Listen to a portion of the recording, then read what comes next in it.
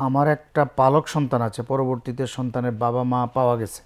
প্রশ্ন হলো আমার 3/1 সম্পত্তি পালক সন্তানকে দিতে পারবো কিনা, একটু জানাবেন। সন্তান প্রতিপালন করা এটা বৈধ। নবীজি সাল্লাল্লাহু আলাইহি সাল্লাম যায়েদকে প্রতিপালন করেছিলেন। জি। হ্যাঁ, তো কিন্তু তাকে মানে যিনি প্রতিপালন করলেন সে তার প্রকৃত পিতা নন, এবং ওই মহিলা যিনি প্রতিপালন করলেন সে প্রকৃত মাতা নন। এবং সেই ক্ষেত্রে এইখানে কিন্তু মানে শরিয়ার অন্যান্য বিধিবিধান এগুলি জড়িত। জি। যদি শৈশবে তাকে দুধ পান করিয়ে না থাকে তাহলে তার সাথে পর্দাও করা লাগবে। জি। এবং মেয়ে হইলে বাবা বা জি ছেলে হইলে মা, পর্দা করতে হবে। পর্দা করতে হবে। এবং মারা যাওয়ার পরে সে মিরাসের কিছুই পাবে না।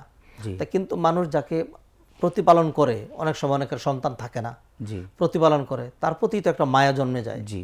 তো সেই জন্য কেউ যদি মনে করে যে আমি তার জন্য কিছু করতে চাই, জি। তাহলে সেটা করতে পারবে। তবে অবশ্যই সেটি যেন নিজের ঔরসজাত সন্তান যারা রয়েছে ওয়ারিস, তাদেরকে ঠকিয়ে যেন না হয়। সেই ক্ষেত্রে তিনি যদি কিছু করতে চান তাহলে ওসিয়তের সুযোগ তো রয়েছেই। জি। এবং সেটা আমরা একটু আগে আলোচনা করেছি।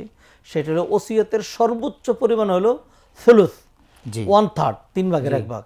তো সেক্ষেত্রে উনি যদি 3 কোটি টাকার মালিক হন, তাহলে তিনি সেইখান থেকে যৎসামান্য হয়তো 10 লাখ, 5 লাখ তার জন্য ওসিয়ত করলেন। সেখানে 1 কোটি তার জন্য ওসিয়ত করতে হবে, এটা কিন্তু নবীজি বলেন নাই।